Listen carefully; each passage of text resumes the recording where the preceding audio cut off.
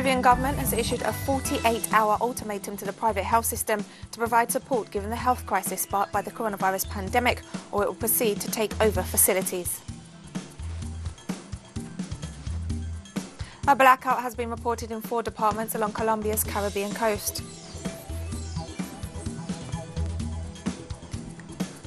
Iranian President Hassan Rouhani stressed that his nation is willing to resume talks with the United States as soon as the US government returns to the Joint Comprehensive Plan of Action. From the headquarters of Teleso English in Havana, Cuba, this is From the South, and I'm Katrina Goss.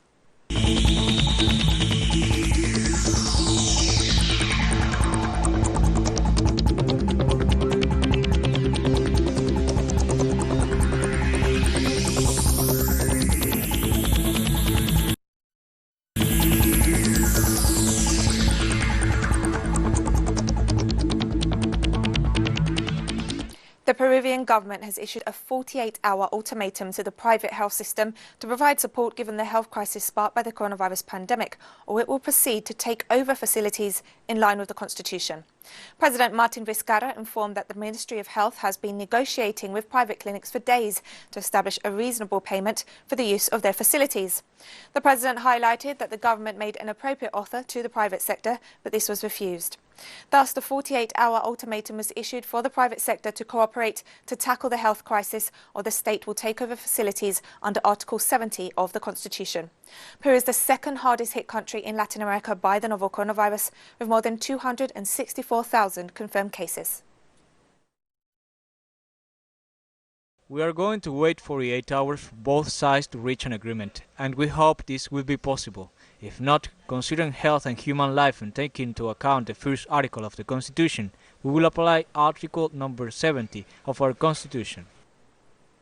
Mexican President Manuel Lopez Obrador has noted he is likely to meet with his US counterpart in Washington in early July to kickstart the new North American Free Trade Agreement.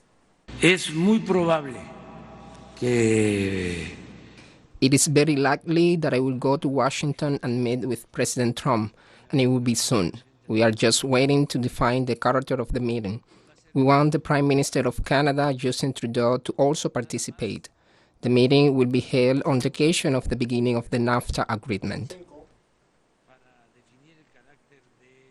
On the 199th anniversary of the Battle of Carabobo, Venezuelan President Nicolas Maduro called on young people to be involved in every detail of the celebration of the bicentenary of the historic event next year. We have to be capable of involving our children and young people in this vibrant and dynamic celebration of the bicentenary of the Battle of Carabobo. It is not just another thing. Our Supreme Commander, Hugo Rafael Chávez Frías, established this as an iconic date and referred to the 2021 date as a challenge. A blackout has been reported in 4 departments along Colombia's Caribbean coast. The Colombian departments of Atlántico, Cesar, Magdalena, Bolívar and part of La Guajira suffered a power blackout this Wednesday, while difficulties with water supplies were also reported. Residents expressed their concern about the possible impact on intensive care units serving COVID-19 patients in these areas, as not all hospitals have an emergency generator.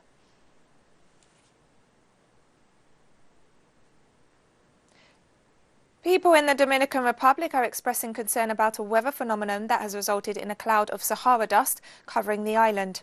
The high concentrations of dust from the Sahara have resulted in an opaque and greyish sky, with the haze getting more intense as the day wears on. The dust cloud covering the island has also raised temperatures and blocked sunlight and sparked concern over the impact on people suffering with respiratory conditions. I never thought that something so far away could reach us, and in such a way, since we live in a tropical country. I have not seen the sun for several days. We are not seeing the clouds, and it's something that really worries us. Let's see what the consequences will be. I hope it won't bring any kind of illness. I'm afraid that this will make COVID-19 cases more complicated because everything is complicated. And I'm afraid of that because I'm a mother. According to Minister of Health and Wellness of Barbados, Jeffrey Bostick, the country has not recorded a new case of locally spread COVID-19 in a month. On Tuesday night, the minister moved a resolution to extend the public health emergency until August 31st, arguing that this would allow the Ministry of Health to escalate measures as needed and facilitate the operations of certain areas in response to the pandemic. Barbados has reported a total of 97 coronavirus cases and 7 deaths.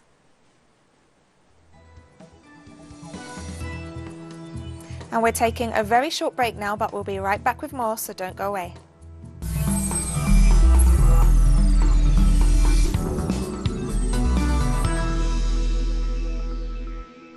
Welcome back to From the South. A spokesperson for China's Ministry of National Defense noted on Wednesday that shifting blame onto China will not help the United States solve its domestic problems. Spokesman Wun Qian referred to an article published on June 15th in which the US Secretary of Defense, Mark Esper, stated that the United States and its regional allies will resist China's acts to chip away at the sovereignty of other nations and undermine international rules and norms, in addition to criticizing China's response to the coronavirus pandemic. Wu said the situation in the East China Sea and the South China Sea is generally stable thanks to the joint efforts of countries in the region. He also rejected US meddling in other countries' internal affairs. For some time, the leader of the US Defense Department has been hyping so-called China threat, in total disregard of the facts, attempting to sow discord among the countries in the region while stigmatizing China's anti-COVID-19 efforts. We express a strong dissatisfaction at and firm opposition to these acts. China and the United States are both important countries in the world. Cooperation serves the interests of the two sides, and conflict can only hurt both, and cooperation is the only correct choice for both sides. The relations between the two militaries are an important part of the ties between China and the United States. It is the responsibility of the military personnel of both sides to maintain the general stability of military-to-military ties, which serves the interests of both countries and meets the shared aspiration of the international community. Chinese and Iranian authorities met on Wednesday to discuss bilateral relations. The video meeting was attended by Chinese Foreign Minister Wang Yi and his Iranian counterpart Mohammad Javad Zarif, who highlighted the importance of bilateral cooperation in various fields. The Chinese minister called for strengthening the efforts to defend multilateralism and the authority of the United Nations, adding that China stands with Iran to maintain good traditions and bilateral ties. Level 4 of China's emergency response system has been activated in Anhui province after floods displaced thousands of people. Authorities say that heavy rainfall is expected to continue across the province in the coming days.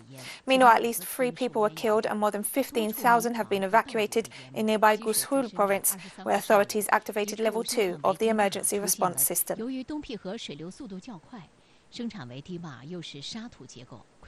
In France, Paris Orly Airport, which has been closed since March 31st, will resume commercial passenger flights on June 26. According to the authorities, only around 25 destinations are to be served via 70 takeoffs and landings, compared with 600 a day before the coronavirus crisis grounded aircraft worldwide. Officials expect around 8,000 passengers to pass through the airport, less than 10% of the daily average of around 90,000. As part of new safety measures, the airport has installed screens at counters and sanitizer dispensers, along with thousands of signs to ensure travellers observe social distancing. Thermal cameras will screen travellers on arrival to help detect any potential coronavirus cases.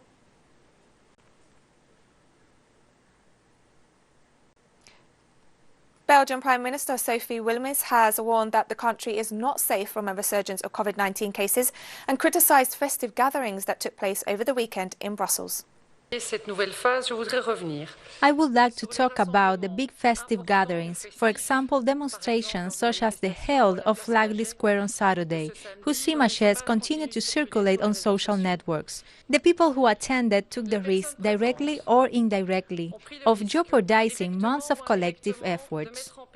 The image convened by these gatherings created comprehension and despair among the population, but sometimes also anger, especially among the citizens who have taken it upon themselves since the beginning of the crisis are scrupulously following the rules.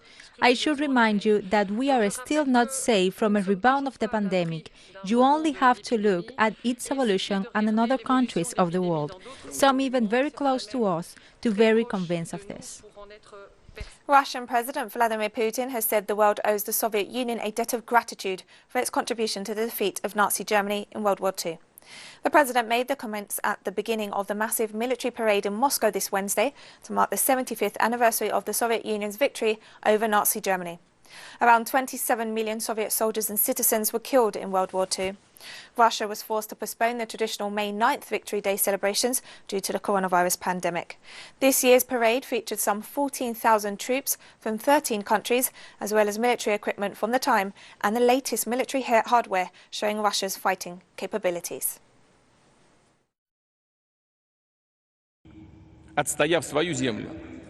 Having defended their land, they continue to fight.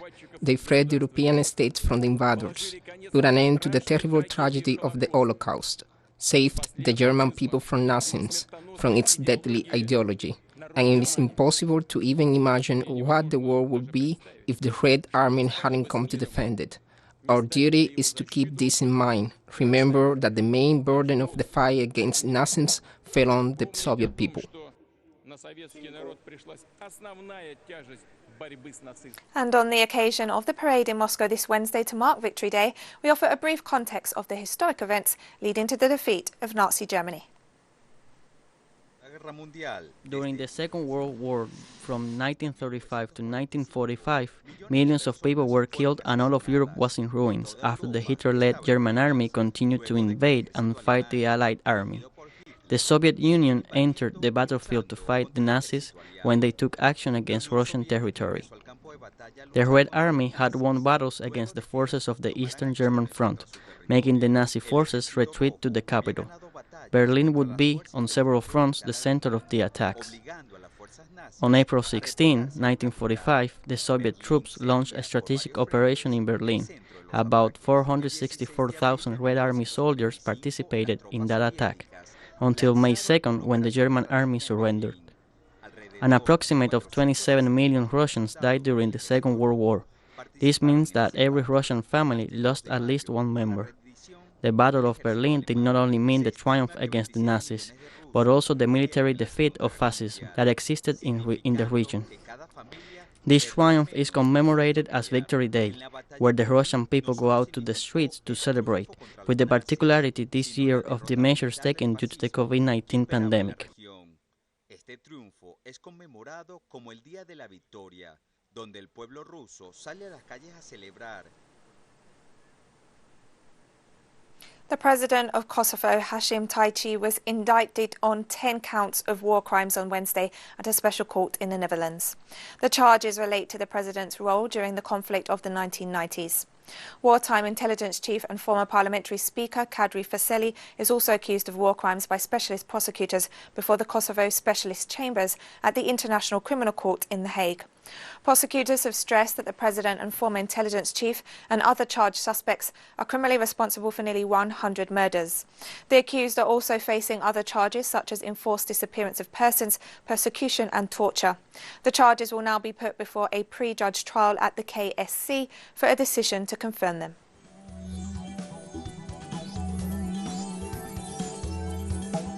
And we have more stories coming up after this final, very short break, so stay with us.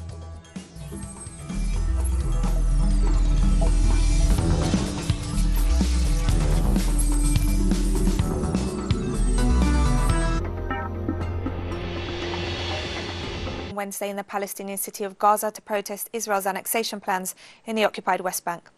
As part of a series of protests organised by Palestinian authorities, the Scouts March comes a week before the beginning of the annexation process as announced by the Israeli regime. Israel has been widely criticised by the Arab League and the United Nations for the plan, as it would endanger peace and stability in the region and ignores the Palestinian right to statehood. The UN coordinator for the Middle East peace process, Nicolas stressed that Israel is risking more than a quarter of a century of international efforts in support of a Palestinian state.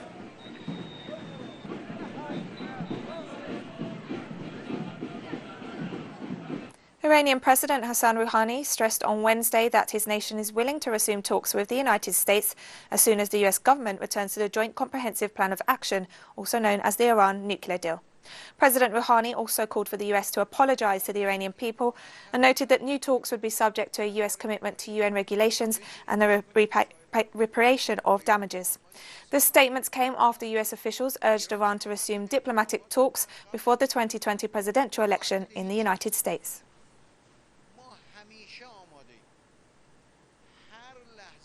Iraqi President Barham Salih has called for negotiations to settle disputes between the Kurdistan Regional Government and the Iraqi Federal Government. President Salih made the statements during a meeting with representatives of the Kurdistan Regional Government and the Presidential Palace in Baghdad. Current discussions focus on the regional government's financial stake of federal budgets, oil exports, disputed territorial areas and the fight against ISIS. President Salih noted that solutions can be reached to guarantee the national interest. The day before the visit, Kurdistan Regional Prime Minister Masroor Barzani said his government is ready to conclude a comprehensive agreement with Baghdad that guarantees the financial entitlements owed to the region based on the constitution. An Algerian criminal court has sentenced a former Prime Minister and Energy Minister to prison on corruption charges. Former Prime Minister Ahmed Ouhayahi was sentenced to 12 years, while former Energy Minister Youssef Youss was sentenced to 3 years in prison.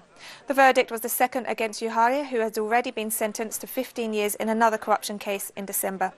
The court also handed down a 20-year prison term to Ouhayahi's former Industry and Mining Minister Abdessin Boucharib, while businessman Murad Ulumi received a 10-year sentence. All the charges were connected to corruption, money laundering and abuse of power.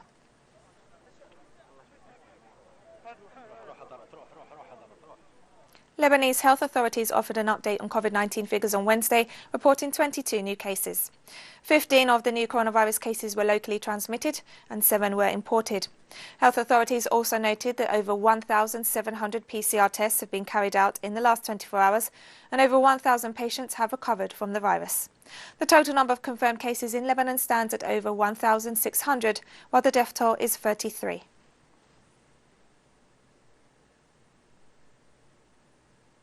Health authorities in Kenya reported new COVID-19 cases on Wednesday, while noting that the novel coronavirus is now present in 40 counties of the country. The positive cases that we are now reporting, as you all know, are a result of community transmission. And we are aware now that the disease is firmly within our urban and rural settings. And as of yesterday, 40 out of 47 counties had reported cases of COVID-19, which amounts to about 85% of counties in the country. Nairobi is leading with 2,428 cases, followed with Mombasa with 1,304 cases, followed by Busia and Kajiado, which have had many cases in terms of cross-border truck drivers. Volunteers are taking part in the first COVID-19 vaccine trial on the African continent at the Chris Hani Baragwanath Hospital in Soweto, South Africa. The country has set out to inject 2,000 people with the potential vaccine developed by the Jenner Institute at Oxford University, which is already under evaluation in the United Kingdom. What is now going to happen is that these 8 participants form part of what is known as Group 1, which is a group where it's a small group of 50 individuals where we're trying to understand 2 important issues. The first issue is the safety of the vaccine, especially in terms of what will be common side effects. And the second issue is how well the body mounts an immune response against the vaccine. Telesur English is now reaching more areas across the Caribbean. You can find us on the following channel under the following settings.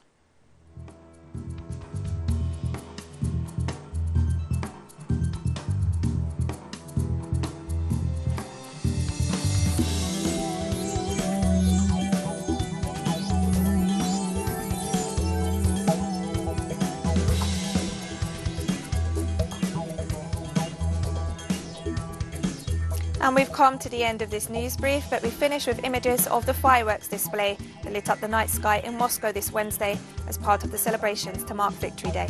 Remember, you can find these and many other stories on our website as well as on social media. For Telesur English, I'm Katrina Goss, and thank you for watching.